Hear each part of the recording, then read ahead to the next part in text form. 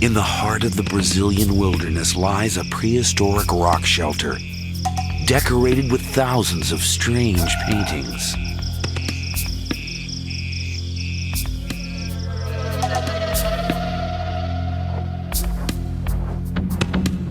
South American archaeologists are finding unusual human remains.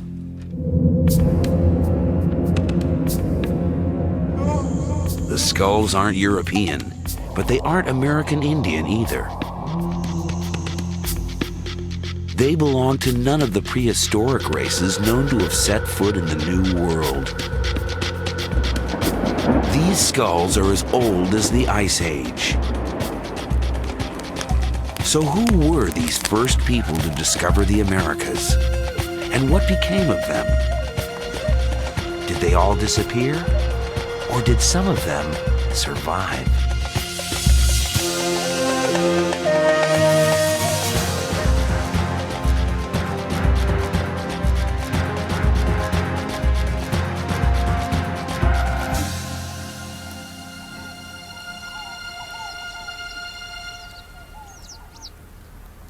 This is Serra da Capivara, a rocky outcrop of cliffs and valleys in a remote corner of northeast Brazil.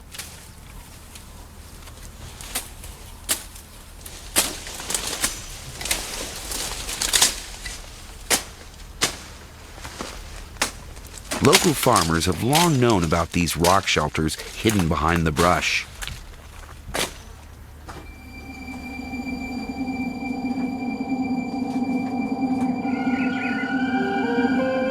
Shelter walls are decorated with scenes from everyday life. A net to catch deer. A stick to collect honey from a beehive. A hand shielding the eyes. Here, 3 people are helping a pregnant woman give birth.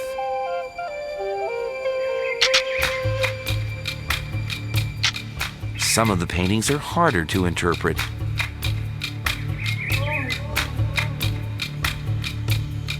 These curious-looking figures are thought to be men in disguise, dancing with women.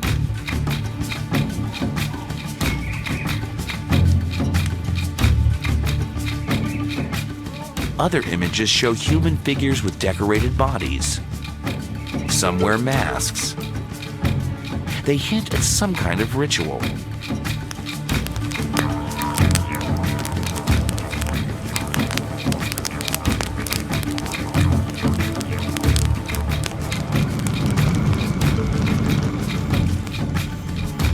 No one yet has figured out what these scenes mean.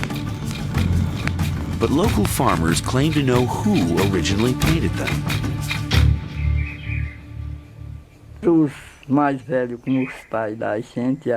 Our elders used to tell us they'd been made by Indians, known locally as the Fierce Ones.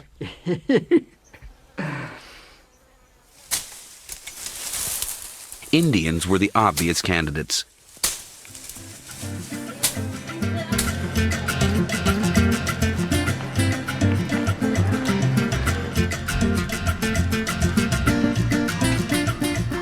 Most of the people who live in northeastern Brazil today are descended from European settlers and African slaves.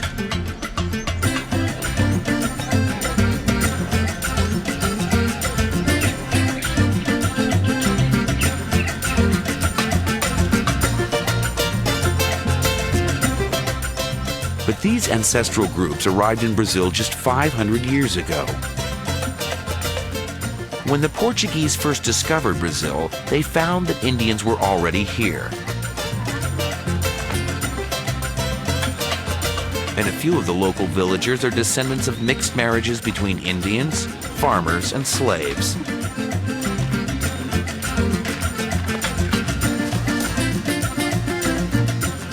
Indians, in fact, had been in America for thousands of years.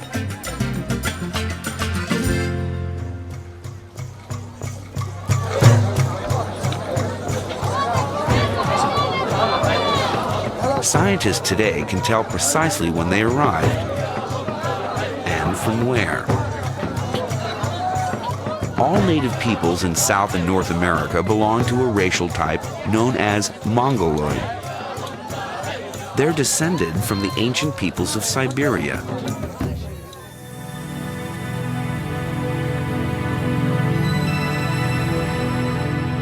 During the Ice Age, 12,000 years ago, there was a land bridge between Siberia and Alaska. Mongoloid peoples were the first to enter the New World, or so experts thought. The Brazilian finds point to a very different story of the discovery of the Americas.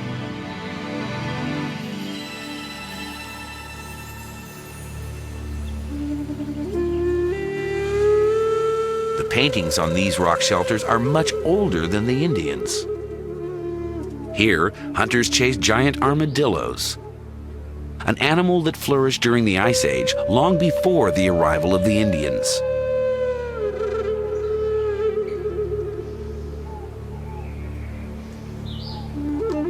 There's a playful feel to many of the scenes. Here, a group of men are standing on each other's shoulders, just like a circus act. And here, a rare romantic moment.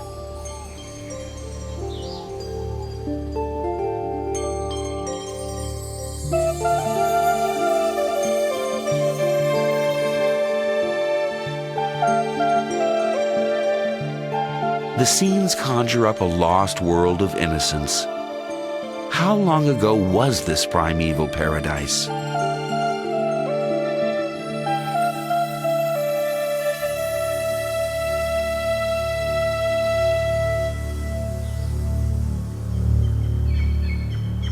French archaeologists have just finished digging in Pedra Furada, the largest of the rock shelters.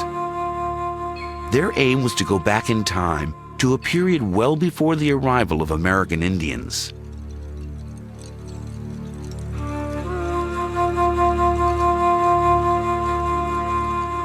Every foot they dug took them thousands of years back into prehistory. When they reached layers 40,000 years old, they found these.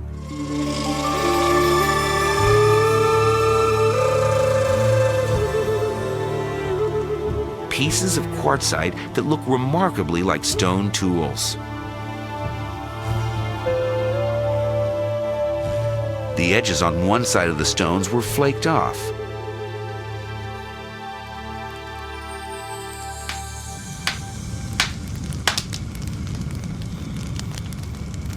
Were these stones shaped into cutting tools by human hands? If so, then the history of the discovery of the Americas would have to be rewritten. But if people had been here before the American Indians, surely there would be other traces of their presence. The archaeologists continued to dig, down to depths 50,000 years old. And then they found this.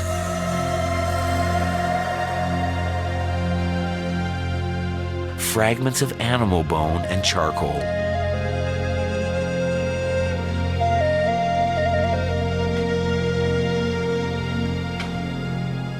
For Anne-Marie Passy, one of the archaeologists involved in the dig, these fragments were proof of human occupation. We found structures shaped like hearths. Next to the charcoal, depending on the period, we sometimes found food leftovers of animals they may have eaten.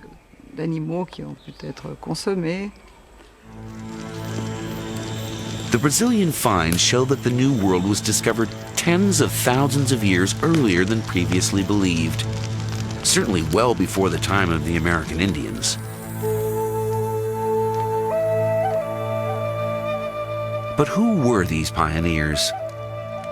A much earlier wave of Mongoloids, or another race altogether? clues to the identity of the first Americans are emerging in rock shelters in the northeast and southeast of Brazil.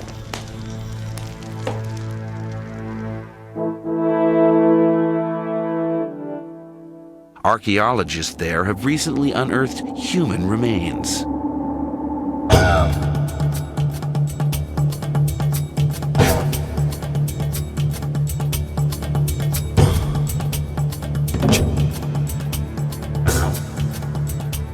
Prehistoric skulls were found buried in layers of soil 9,000 to 12,000 years old.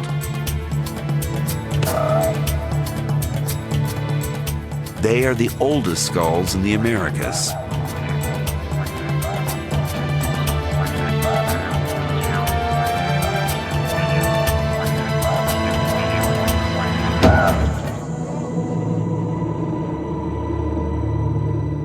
And this is the oldest of them all.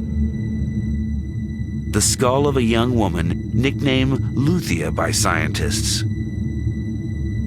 Can she tell us who the first Americans were?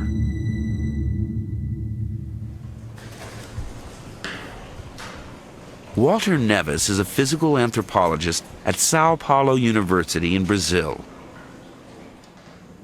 He has been using a standard and reliable archaeological measure, the shape of the skull, to find out what race she belonged to.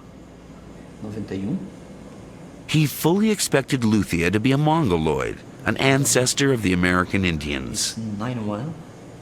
But then he fed the measurements into the computer.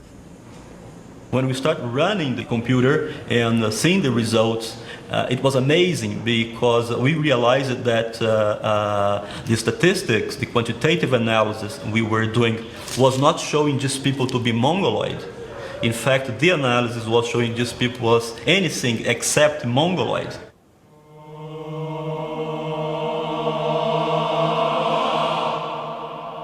So who was Luthia? And where did she come from?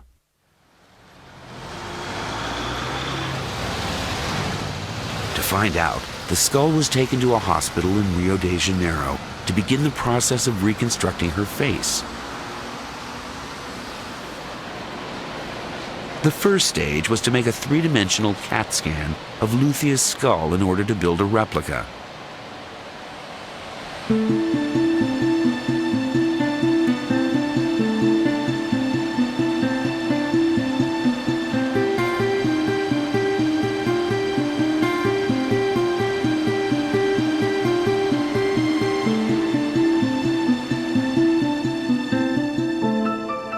The cast was then given to Richard Neve of the University of Manchester in England, one of the world's leading forensic artists, to recreate her features.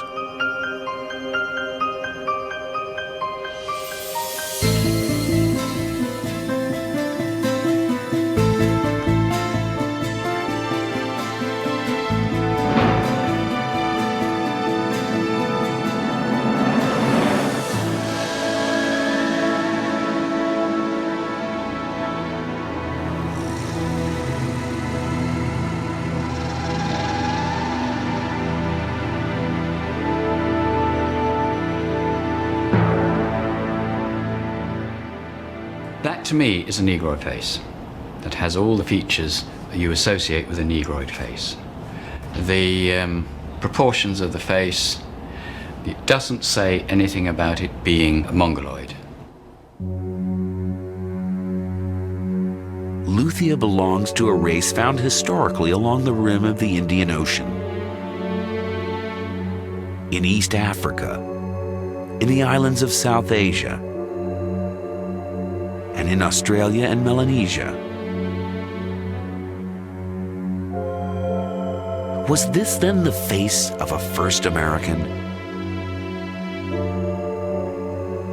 Her reconstruction is confirmed by measurements Walter Neves has taken of all his skulls. The first reaction was not to believe in it. But as the results, repeated so many times, and the result is exactly the same thing. They are very similar to nowadays Aborigines and Africans, and no similarity at all with Mongoloids in Asia or with American Indians. But how could Luthia be African and Australian? According to Walter Nevis, there's a very simple explanation. Luthia is a bit of both. The first humans originated in Africa. It's known that around 100,000 years ago, waves of people migrated out of Africa. One such wave went east, and 60,000 years ago, it reached Australia.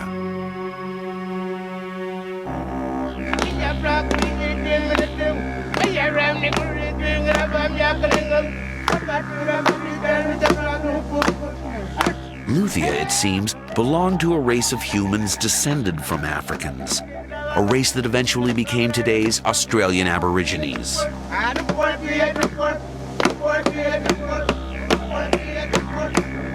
But if the first people to enter the New World were the ancestors of present-day Aborigines, how could they possibly have reached the Americas?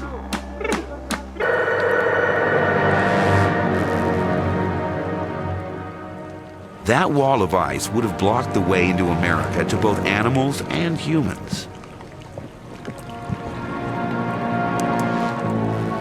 But could there have been another route to South America?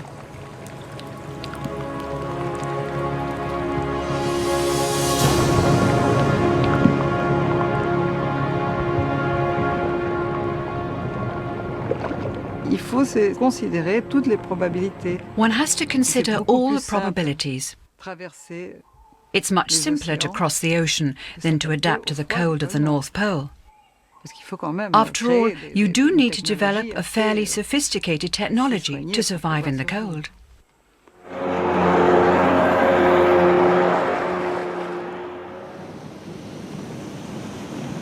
But did the ancestors of the Aborigines have the technology to cross the Pacific?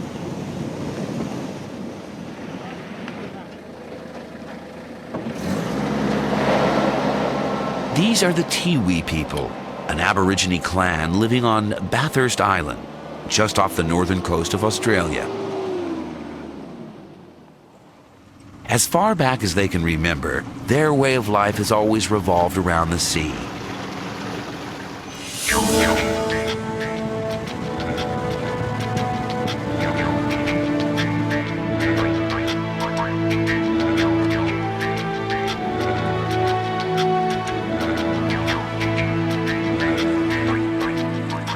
And in these shallow tropical waters, the old-fashioned spear is still the best tool to catch crabs. But the Tiwis are very much the exception. Most Aborigines live on the mainland and have no seafaring heritage.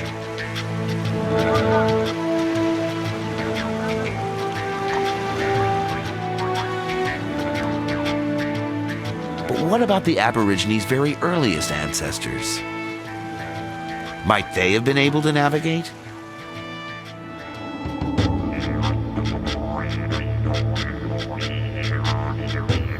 Curiously, the best clues to the culture of the first Australians are to be found far away from the coasts.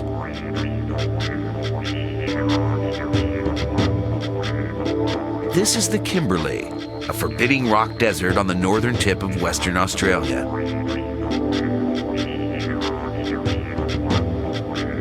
Today, the place is uninhabited. But during the Ice Age, 20 to 50,000 years ago, these were hunting grounds for the first Aborigines.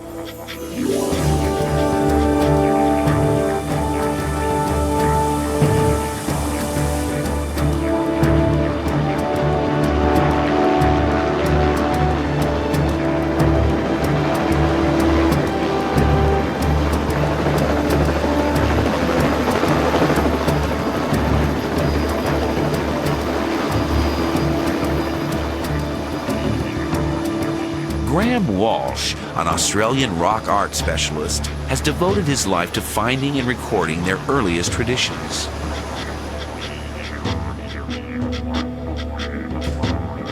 The area is surrounded by rock shelters,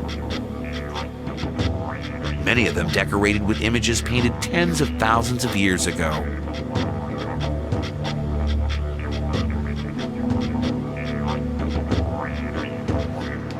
In one rock shelter, Graham Walsh has discovered a painting that is about to rewrite the history of seafaring.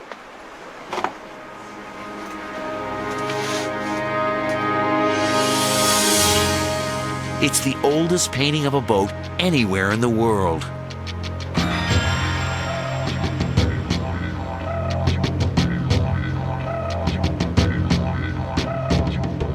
The people in the boat have got very distinctive headdresses on, and they're associated with a type of figures that we call simple northern figures that are found in this area of the North Kimberley here.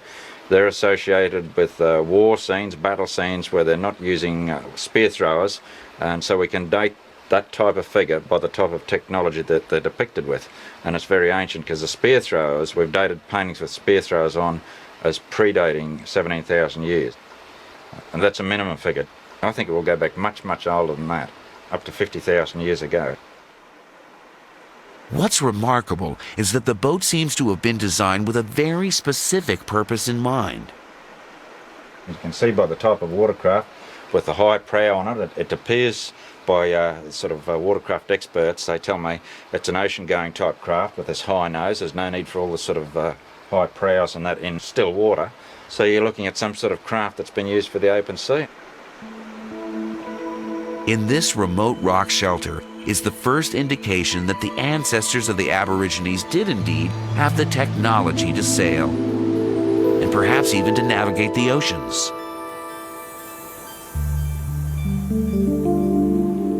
But why would they have wanted to cross the Pacific? The vastness of the ocean was surely a deterrent.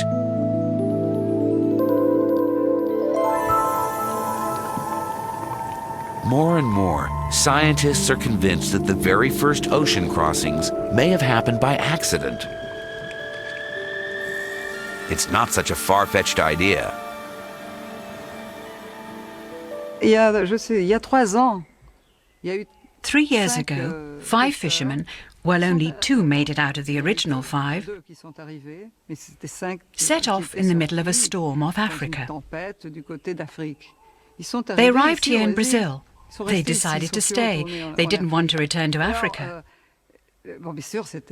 Sure, it was an adventure, an odyssey, but they made it in just 3 weeks.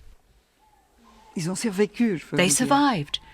And if they survived, others could have done so too.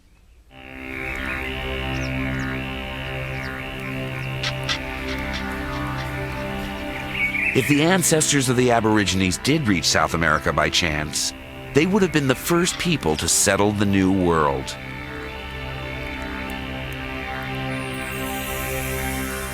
They would have become the American Aborigines.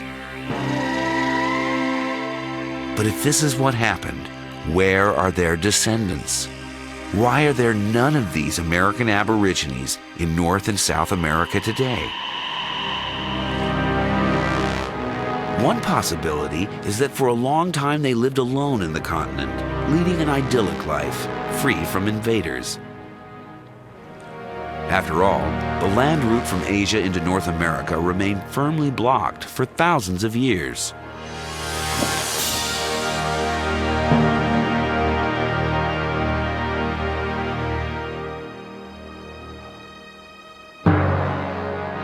But around 14,000 years ago, the climate began to warm up.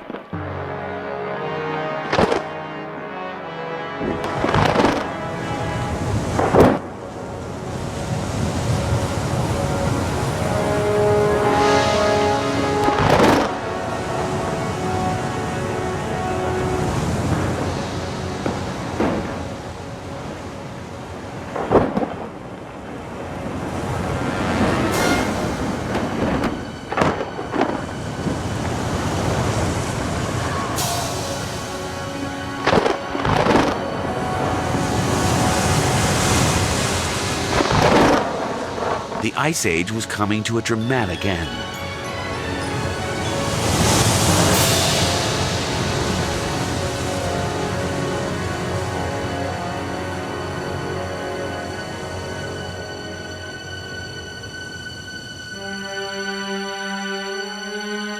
In Alaska, an ice corridor opened up.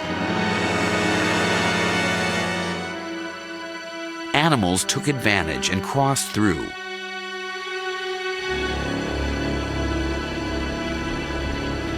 Chasing them were Mongoloid hunters. It's well known that around 12,000 years ago, the ancestors of today's American Indians entered the New World. The Mongoloids moved swiftly, colonizing North and South America in just a few thousand years. That's precisely the time frame when scientists believe the American Aborigines begin to disappear. Could the Mongoloids have replaced the Aborigines? This is very clear in South America. All populations I have in my data set from the whole South America, okay, from 7,000 to the present, they're absolutely classic Mongoloid. And everything I have with more than 9,000, okay, is absolutely non-Mongoloid. So I would say this replacement occurred between 9 and 7,000 years ago. Rock art experts have been studying the Brazilian paintings for clues about how that replacement might have happened. Here may be an explanation for how the American Aborigines became extinct. This scene shows several men in midair. They look as if they're flying.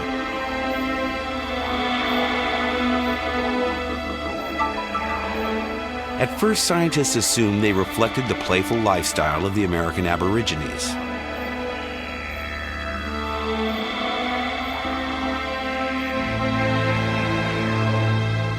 But computers can shed new light.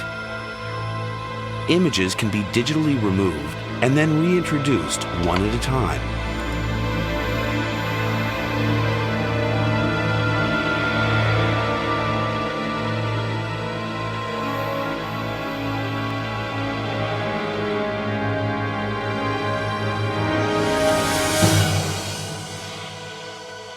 The happy flying figures turn out to be just one figure, a warrior leaping through the air to spear an enemy. A interpretação original desta cena era uma cena de harmonia. At first, we thought this was a scene of harmony, with various figures flying through the air. Now we no longer see it as a scene of harmony, but as a scene of violence. Suddenly, the meaning of the other enigmatic scenes becomes clear. This is another act of aggression. And this, perhaps, an execution.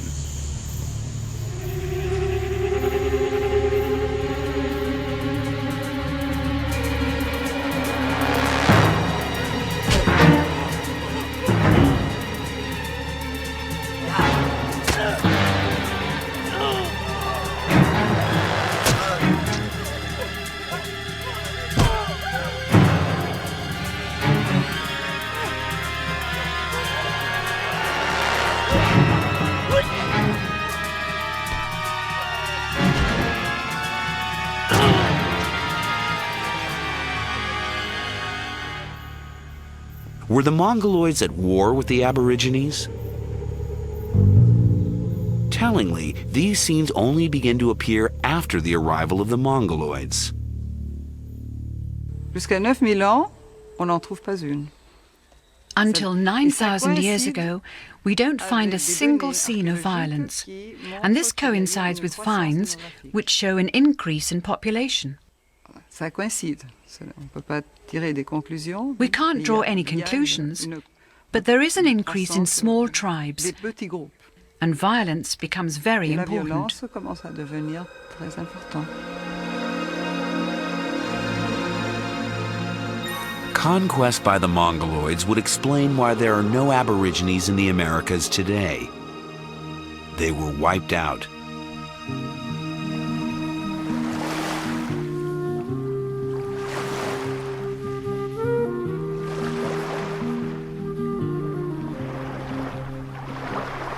But persecuted peoples often avoid extinction, either through intermarriage with the invader or by escaping into the wilderness.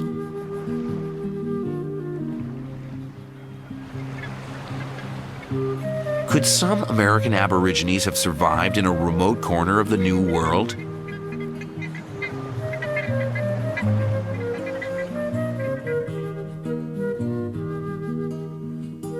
At the southernmost end of the continent lies Tierra del Fuego, a group of islands isolated from the mainland by the Strait of Magellan. The oldest skull found in this part of the world is 9,000 years old. It too was measured by Walter Nevis. 91. This skull also shows a strong similarity with Australians and no similarity at all with nowadays Indians or Mongoloids. Okay, so even in the extreme southern cone of the Americas, okay, was inhabited by these people that has nothing to do with Mongoloids. It seems that some tribes of American Aborigines may have escaped, finding sanctuary here at the far end of South America. So what became of them? Where are their descendants?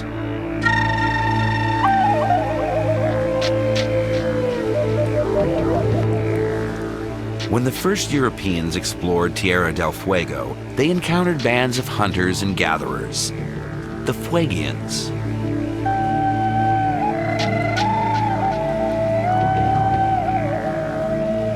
An Italian ethnographer recorded their way of life in the 1930s. It seemed to hark back to a primordial era.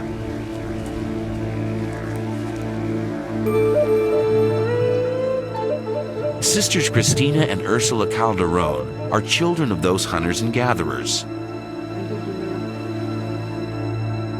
They were born just over 70 years ago in this small village, now abandoned. Could these sisters be actual descendants of Luthia and the American Aborigines? On the face of it, no. Their appearance is not very different from that of other Native Americans.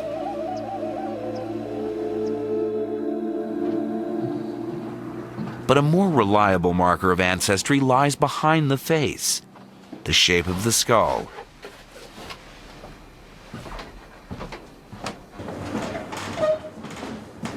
The local museum houses several skulls of modern Fuegians, recent ancestors of Cristina and Ursula.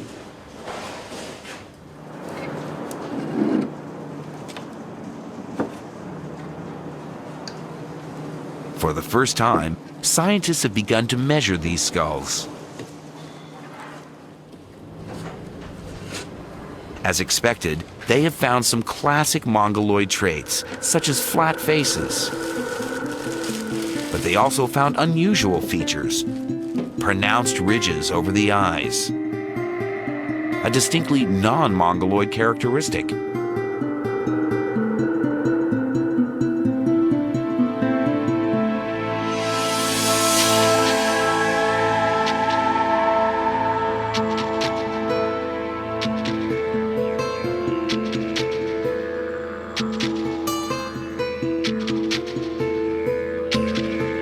Apparently, Fuegians were somehow related to the ancestors of the Australian Aborigines.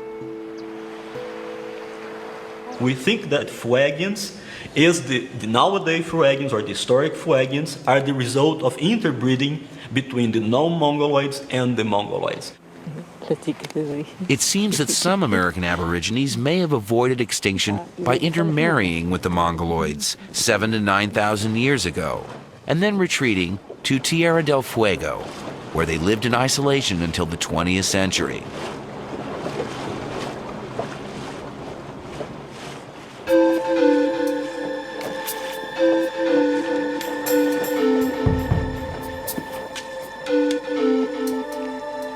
But the Aborigines were originally a race adapted to life in the tropics. How could they have survived in this cold and damp corner of South America?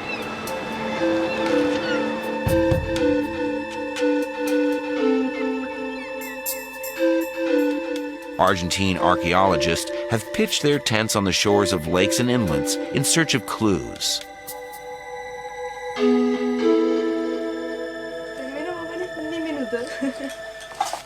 On this beach, they found mounds of mussel shells. secuencia de valvas que si la miras se está clavando dentro o por debajo. The oldest layer is 6,000 to 7,000 years old. Is this ancient garbage left behind by American Aborigines?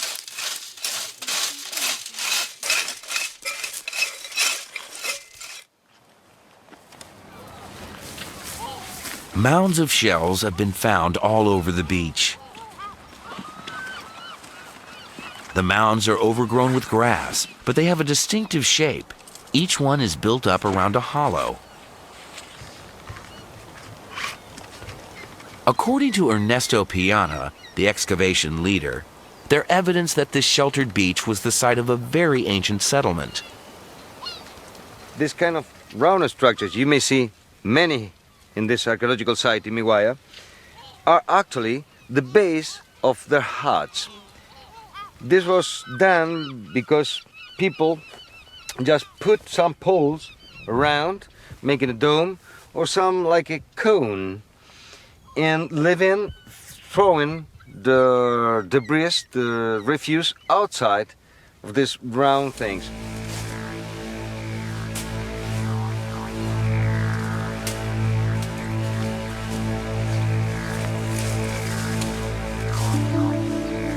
Alongside the very same beaches, similar huts were being built by the Fuegians until just 60 years ago. These huts sheltered the American Aborigines through thousands of winters of wind, rain, and snow. Some tribes wore hides of guanaco, a type of llama, to keep the cold out. But others wandered around virtually naked. How did they cope with the cold?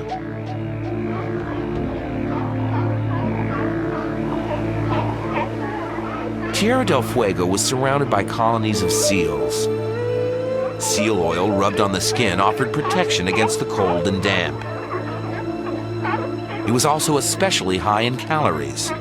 A spoonful a day provided extra resistance to the cold. We were given spoonfuls of seal oil. That's how I grew up healthy. And I guess that's why I'm still here today. They said it was very good for the kids, but only in winter, not in summer. Because in summer your face comes out in a rash of spots.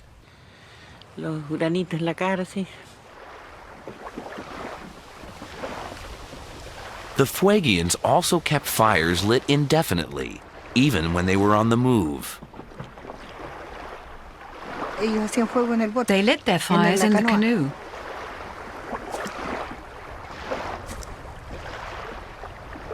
And I'd ask, how come the boat doesn't burn? No, the fires were lit on a layer of damp grass. So long as the fire is small, the canoe doesn't catch fire.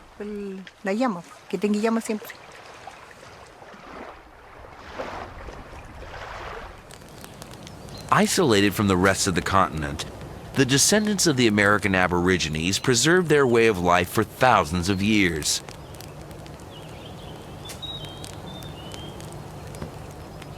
But there's something else. They appear to have also kept alive their rituals.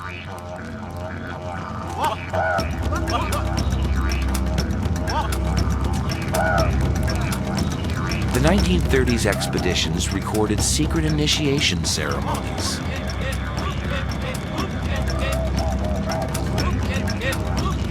Before boys could be led into the secrets of the tribe, they had to face up to spooks and spirits.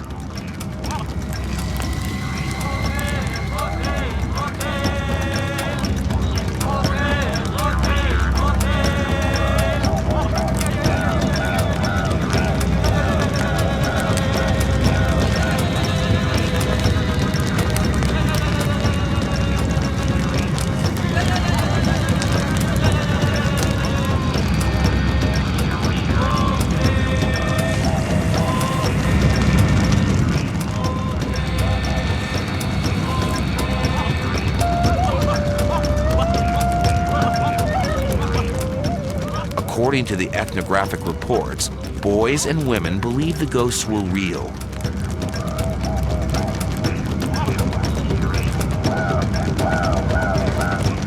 Could such rituals help decipher the enigmatic scenes on the Brazilian rock shelters? The dancing spooks, with their masks and stripes, are strangely familiar.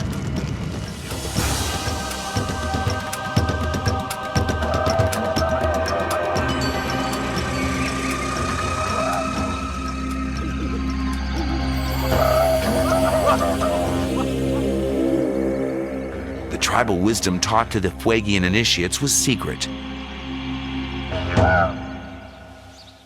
It was only revealed to men. Women were kept in the dark. Any speculation about it was, and still is, strictly taboo. They said it was a very secret ritual. That's why we never talked about it. Only the men were supposed to know about it.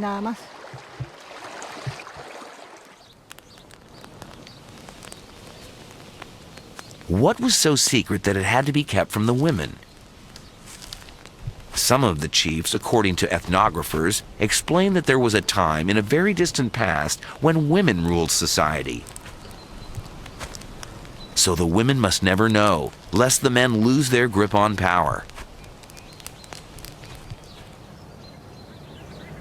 Perhaps the story was brought into the New World by the American Aborigines, because similar legends have been recorded amongst Aborigine tribes in Australia.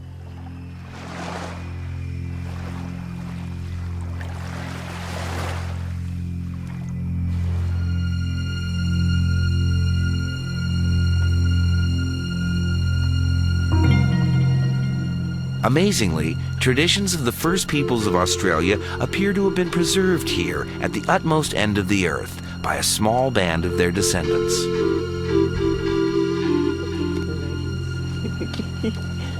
But after surviving 50,000 years, the memory of those traditions is now at risk of being lost forever.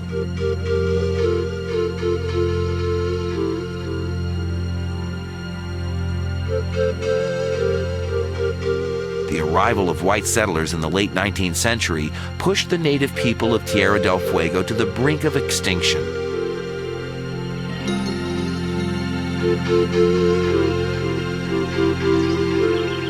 The guanaco was one of the main sources of food. But when European settlers arrived, they saw a land ideally suited for something else.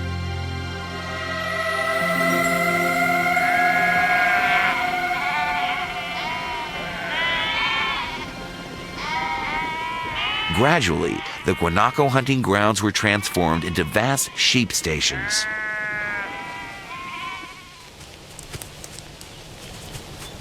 It seems that the Fuegians thought they could simply switch to hunting sheep. It was a tragic mistake.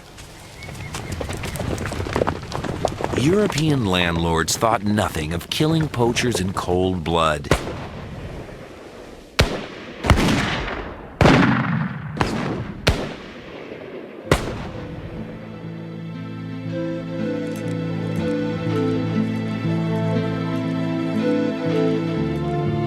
Christian missionaries tried their best to help the natives adapt to the changing circumstances.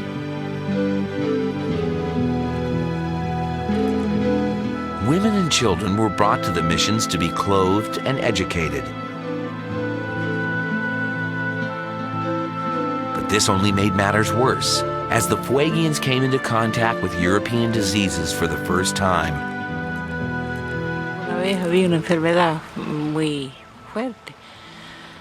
There was a virulent disease, and many died from that.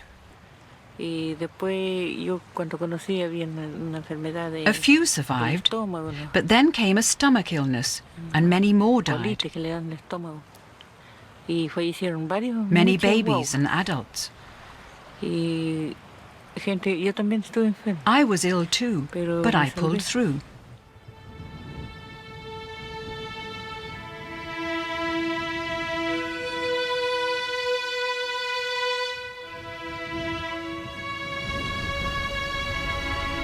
The deaths eventually decimated the villages.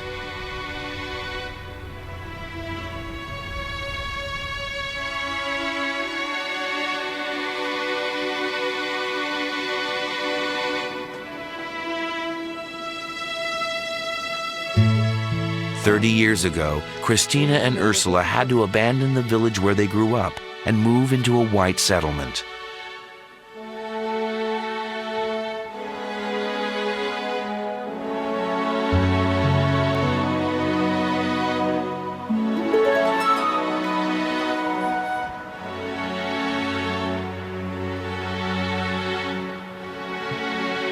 They return occasionally to visit the graves of their family. Christina and Ursula are now the last surviving link to the culture of the pioneering Aborigines who first discovered the Americas. For they are two of only a few full-blooded Fuegians left alive. Their children are the offspring of mixed marriages.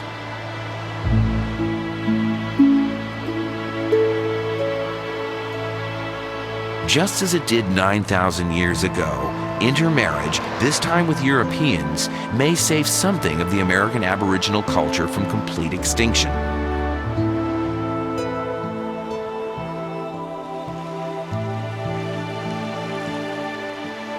The Fuegians' ancestors had set off from the other side of the world. Their arrival in Tierra del Fuego was the culmination of an epic journey across ocean and continent. They were the first to discover the Americas.